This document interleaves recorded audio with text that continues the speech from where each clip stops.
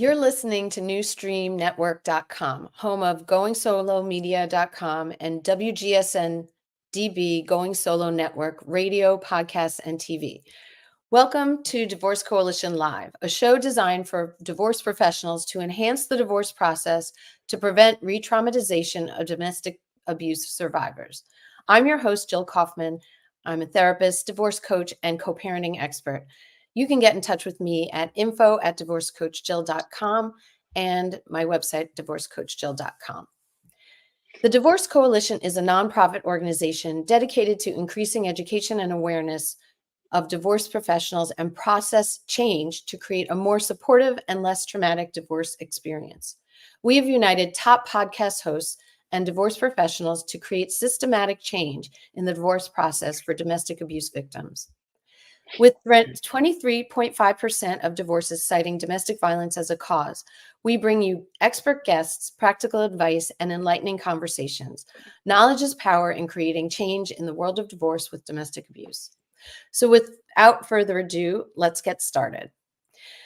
Divorce is difficult when someone who is divorcing is a survivor of domestic abuse, and it's difficult in a different way when that's not one of the issues. When divorce professionals have knowledge about how specifically they can help domestic abuse survivors, it can be a game changer. Today, I'm asking my guest, Beverly Price, to share her expertise with domestic abuse to educate us on how to best serve our clients who are domestic abuse survivors. Beverly Price is the driving force behind Her Empowered Divorce. She has a profound personal connection to the divorce journey, having navigated it herself from the inside out. She intimately understands the spectrum of emotions such as pain, anger, overwhelm, and confusion that accompany divorce, drawing from her own experience. Beverly is the founder of the Divorce Coalition and this show. Thank you so much for being here, Beverly. Thank you so much for having me, Jill. This is a wonderful show. I'm so excited. So can you tell us a little bit more about yourself and anything you want to add? Sure. Well, I'm a divorce coach, as you mentioned, and I've been doing that for over 30 years. I help women navigate divorce, and a significant percentage of my clientele have experienced some form of abuse, not necessarily physical, but the emotional, the mental, the financial, the legal, and so on. So I began to gravitate toward those people. I handle high conflict divorce. I handle high net worth divorce, that kind of thing. And so combine that with my history of being a survivor. I went through multiple relationships with different kinds of abuse involved. And it really made me passionate about the cause to help survivors. So there's a tremendous number of groups that help the end survivor. And so I assembled top divorce professionals, podcast hosts, therapists to really do something different. And that's to focus on the other end of the spectrum, the divorce professional to improve the process. So that's kind of what we do. Yeah, it's really, really necessary because even though, we may have our own expertise, we don't know exactly how to handle divorce in this way. So what does the research say about the impact of divorce on domestic abuse survivors? Well, you mentioned an important statistic earlier that 23.5% of marriages cite domestic abuse as a cause. And on top of that, the majority of people going through domestic violence and divorce cite that experience did not help them, did not protect them, and mistreated them kind of along the way. And so one of the things we want to do is change the face of that. Yeah. And so how did specifically they get mistreated by the process? It can be anywhere from the attorney talking down to them, not believing them, yelling at them. But a lot of times it's about that person's bias. The typical statement everybody makes is, "Why didn't she leave?" And the question I think we ought to ask instead of that is, why does he continue to abuse? Right.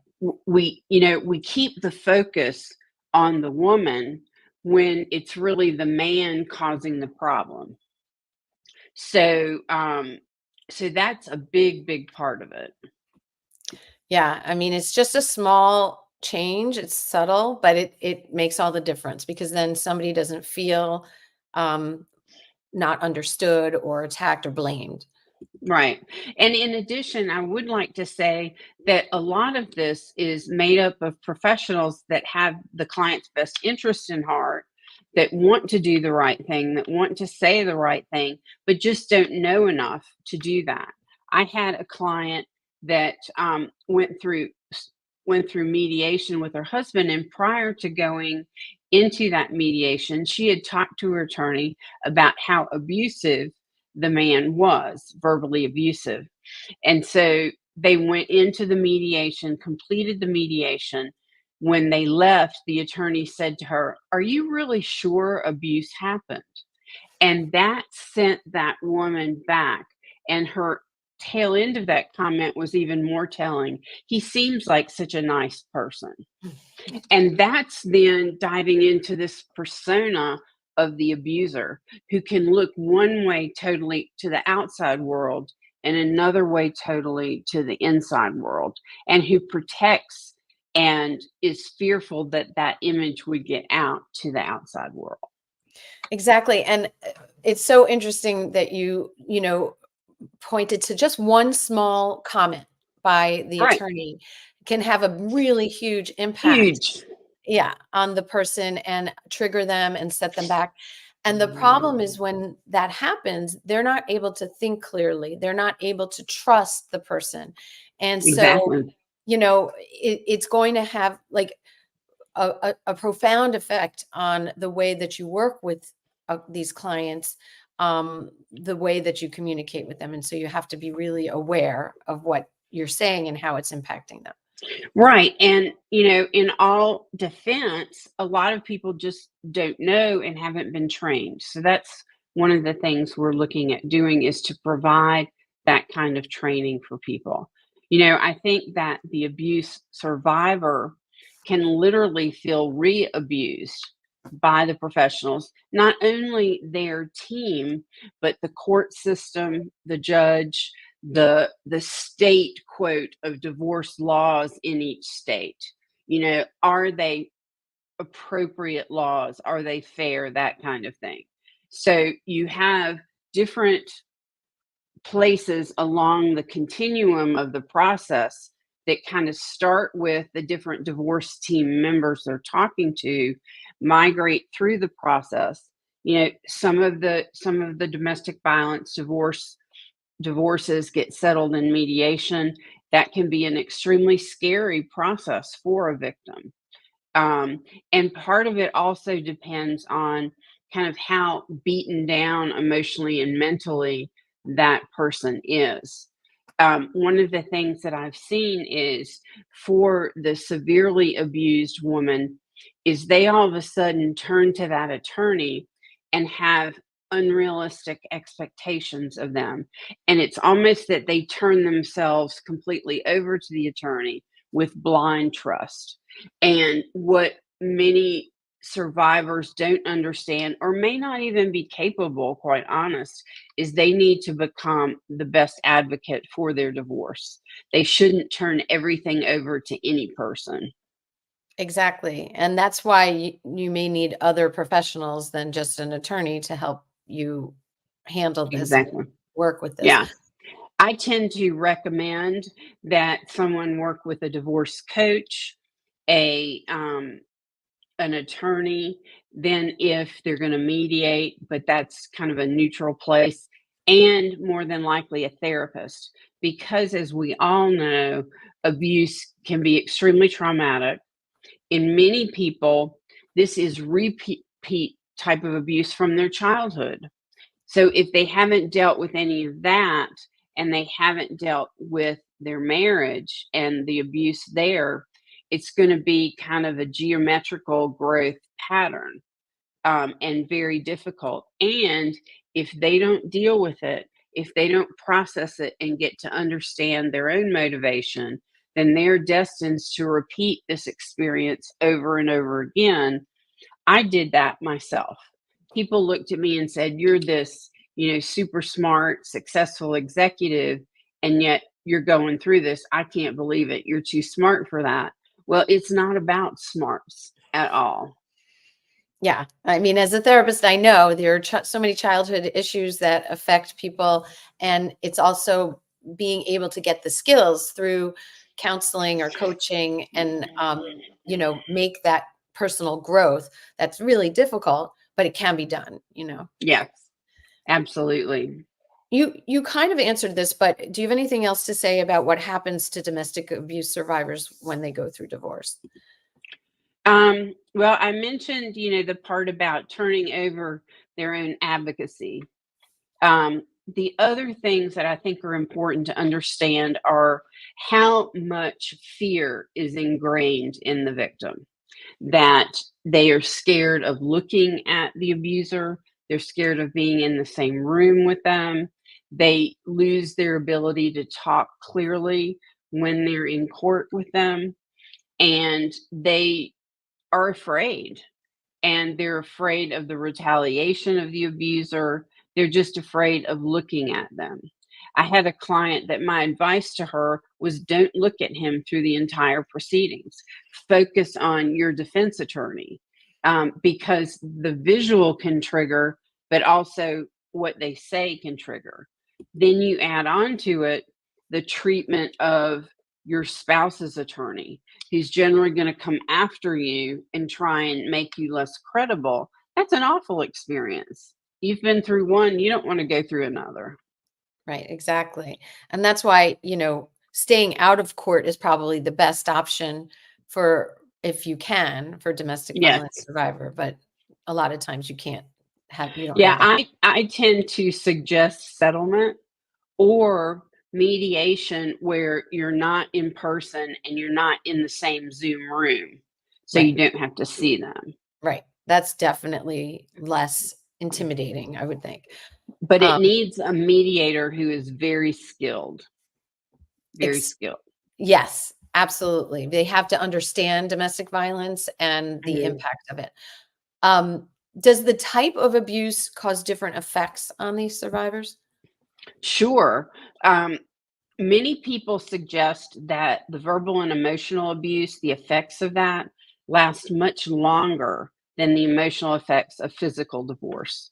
You become groomed by your abuser, and you become believing that you're not worth anything, that nobody else will have you, those kinds of things. Obviously, financial abuse causes different impact in which all of the money can be gone.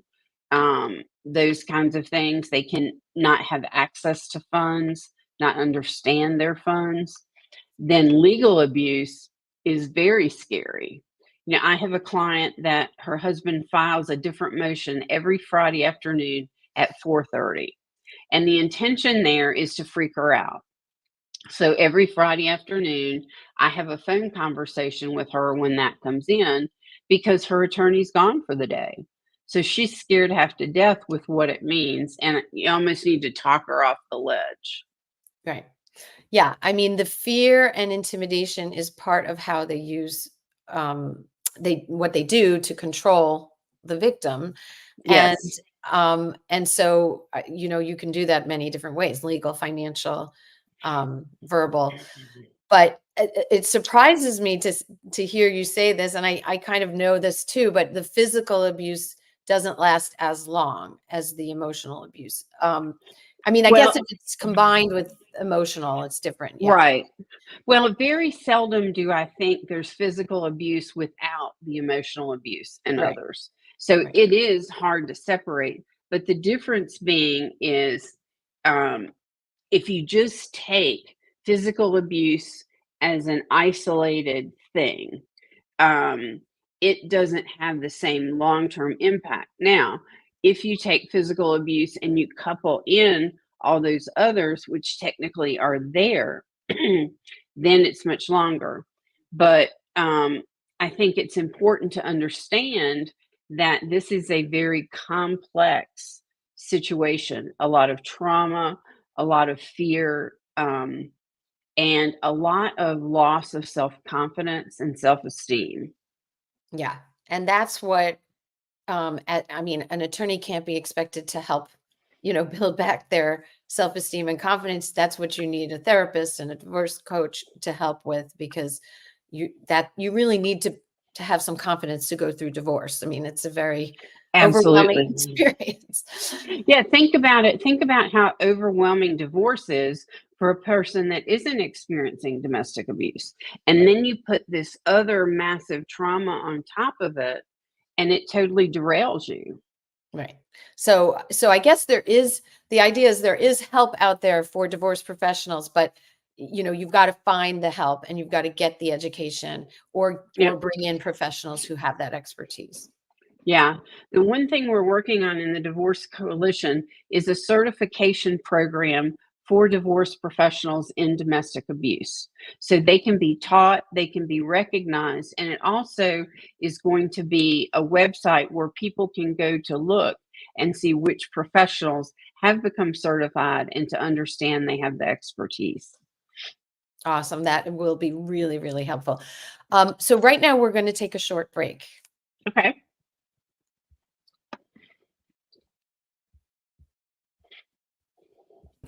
Domestic abuse survivors experience a lack of trust in the divorce and legal systems in place to protect them.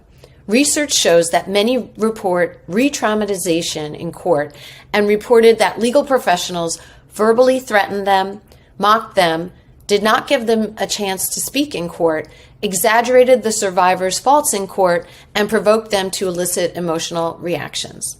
In other cases, divorce professionals may be the first point of contact for survivors with the ability to help if they recognize the signs. The Divorce Coalition is a nonprofit organization created to change this experience for abuse victims and survivors through education and awareness of divorce professionals. For more information, go to www.divorcecoalition.com, and please support us by making a tax-deductible donation at www.divorcecoalition.com/donate-now. And now back to the show. So another question is, we've been talking about the legal system, and, divorce professionals in general. Does it help domestic abuse survivors? Is that overall helpful for them? Well, most would say no. And it depends upon what kind of help. If the help is just a complete divorce, then yes, that is some help. But in terms of regaining yourself, if you will, no, it doesn't. You get more complication when you understand that divorce laws vary through every state. And in some places, the court system, excuse me, is set up differently. Some systems, they have family court and they have criminal court. And criminal court would include things like protective orders and so and so. In other cases, they're combined. But they also need to understand that typically a judge is going to be hearing lots and lots of cases, maybe of all kinds that day. So you can't just assume that that judge walks in and knows everything and is up to date on everything because they're in a whirlwind of their day. Right. So, I mean, do you have any advice for people when they're in that situation?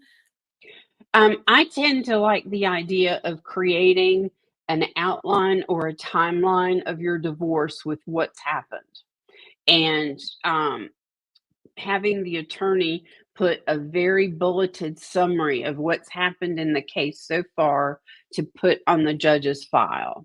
I think that helps that judge kind of rethink or get caught up, if you will, with that situation. That, Because they're human too, and they can only remember so much. yeah, and that's a great idea, because a lot of times domestic violence survivors will have, pages and pages of examples of things that have been done to them, that have been, evidence of domestic violence or evidence that they're not, a good partner as a co-parent. And what do you do with that? A judge isn't going to read through all of that in 15 Right. minutes or whatever. So, helping them put that into a very short summary, with the evidence to back it up is probably, really helpful for a Yeah. situation. And I always encourage my clients to journal and document. And this is important for a couple of reasons. One, if you get into long term litigation, my suggestion is keep a record of all the motions, of all the emails, so that if your attorney can use that in court as harassment, that could be done.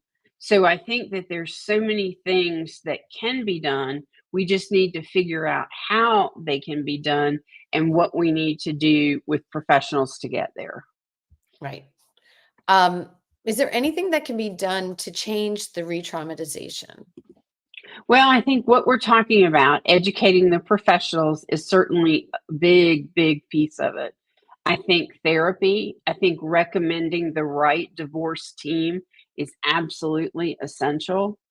If you are experiencing, intense emotions that don't go away, if you're experiencing triggers that send you into a difficult emotional space, then you need a therapist on your team.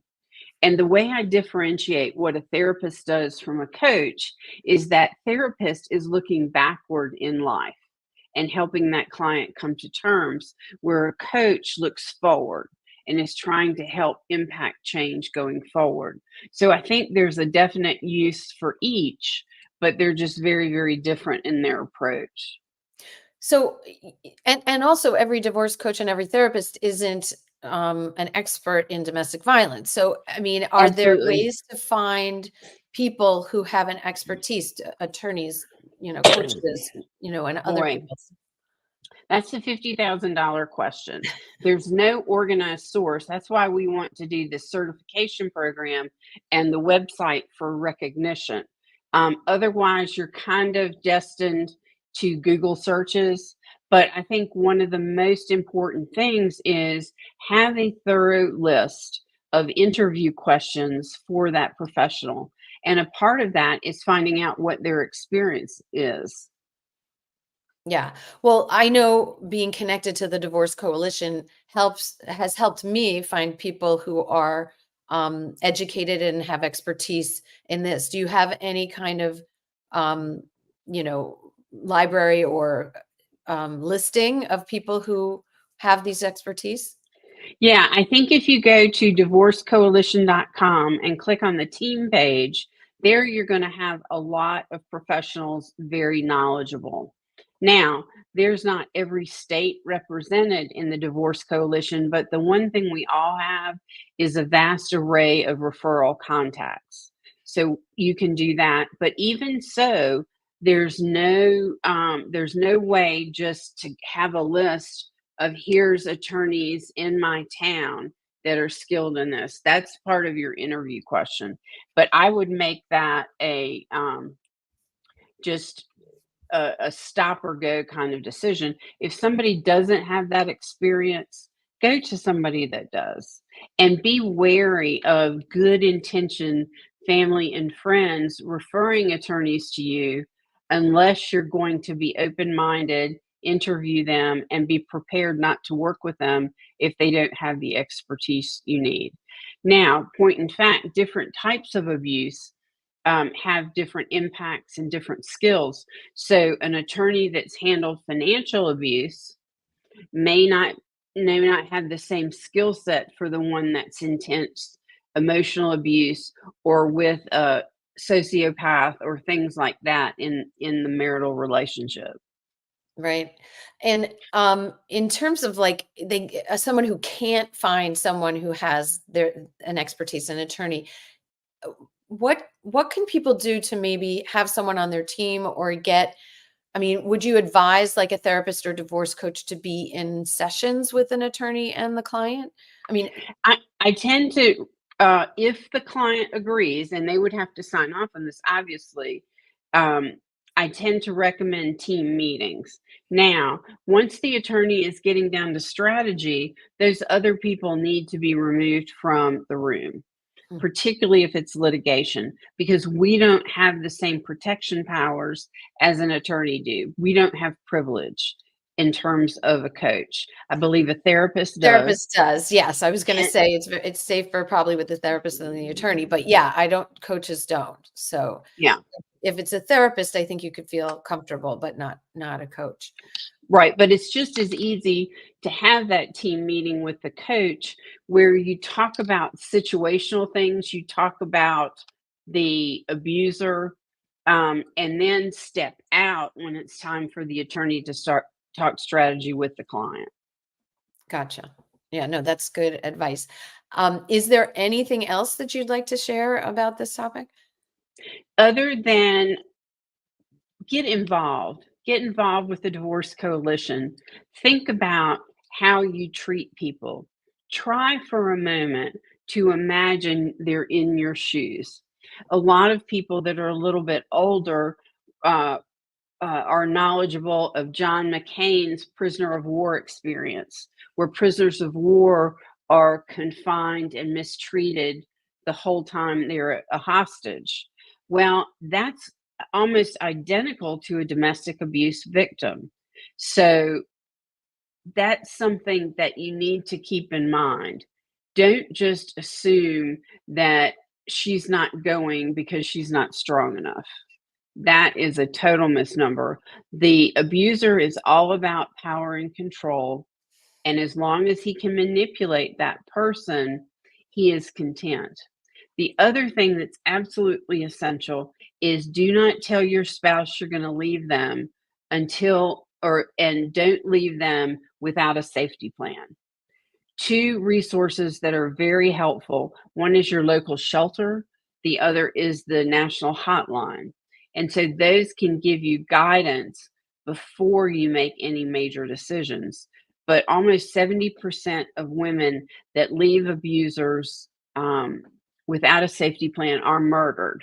So it is an incredible, risky time in life for that abuse survivor. Yeah, I mean, I think people need to understand that giving someone the advice to leave is really something you need to do with a lot of knowledge. It you can't really pressure anybody because that could put them in a really dangerous situation.